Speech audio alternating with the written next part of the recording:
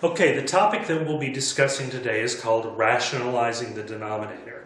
Now, in many ways, this is a historic thing because we're starting to deal with problems like this one, or expressions like this one.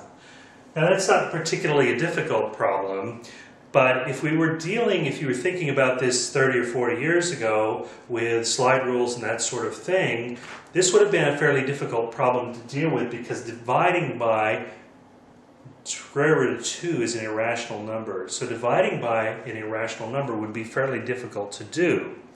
So the process that was developed to deal with this is what's called rationalizing the denominator. In other words, rather than an irrational number on the bottom, I want a rational number. Okay? And the process works like this. What would I have to do to get a rational number on the bottom? Well, I need to multiply by something that will get rid of that, right? And so what I want to do, now think about this real quick when we talk about fractions. What is 2 divided by 2? 2 over 2. That's 1. What's 5 over 5? That's 1. What is 117 over 117? Still 1. How about x over x? Still 1. Right? We can multiply by anything to the top and the bottom the same, and that's okay because we're literally just multiplying by 1. So how about root 5 over root 5? Square root of 5 over square root of 5. Still 1. We haven't actually changed the fraction if we multiply by that. So, in this case, we can multiply by the square root of 2 over the square root of 2. We're multiplying by 1. We haven't actually changed the fraction at all. But what do? Well, on the bottom, we get square root of 2 times the square root of 2, which is just 2. And then we have a rational number on the bottom. And on the top we have 1 times the square root of 2, which is the square root of 2. And this is actually an easier number, historically speaking, to deal with than the one that I started with. So the rule that we think about is this. X over root y, square root of y, is equal to x over the square root of y times the square root of y over the square root of y. In other words, we're just multiplying by 1, which is equal to x times root y over y. Okay? Rationalizing the denominator.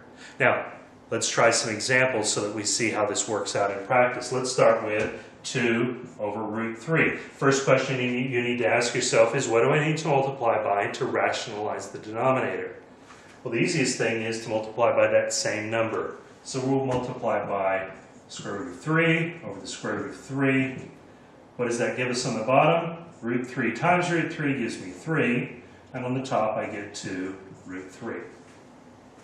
We can do it with slightly more complicated problems. Doesn't actually matter either what's on the top.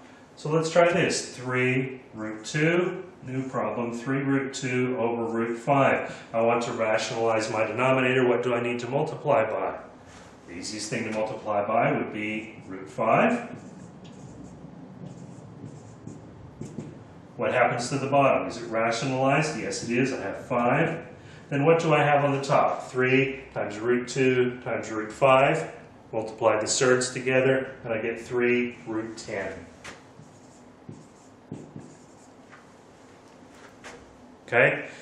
Again, doesn't matter what's on the top. Now, the problems can get slightly more complicated when we deal with something like, let's say, we'll make it 2. 2 root 6 divided by 5 root 2. Now, we could in fact multiply by 5 root 2, but remember that it's only the surd that's the problem for us. That's the only part that's irrational directly.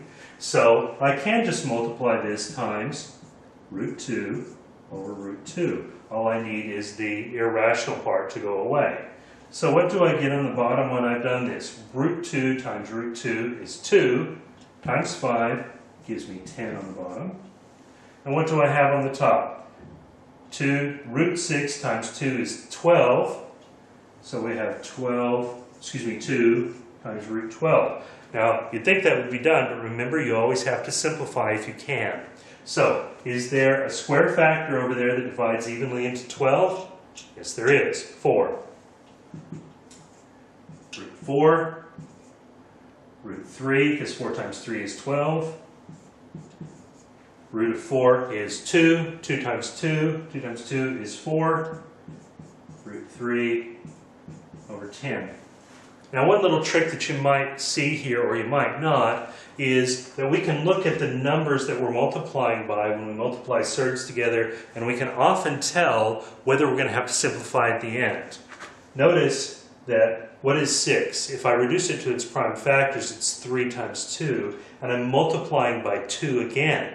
So there's going to be a root 2 and a root 2 multiplied together in that number, in that 12, which tells me there's going to be a 4.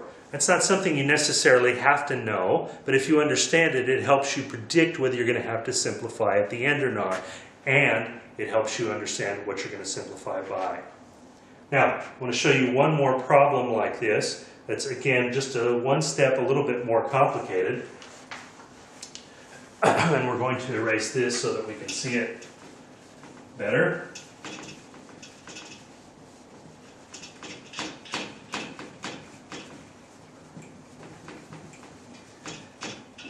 And on its front end, this problem doesn't look particularly complicated, and it's really not.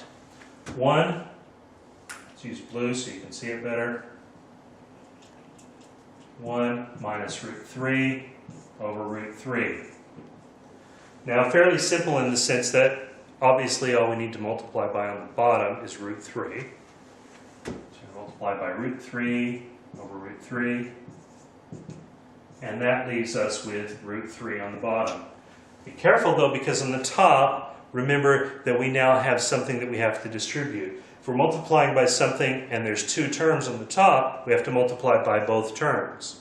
So what we actually have on the top becomes this, root 3 times 1 minus root 3, which means that we multiply here and we multiply here, and we get root 3 times 1, which is just root 3, and then we have root 3 and a minus, and we have root 3 times root 3, which is just 3.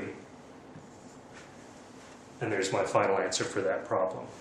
And that is rationalizing the denominator.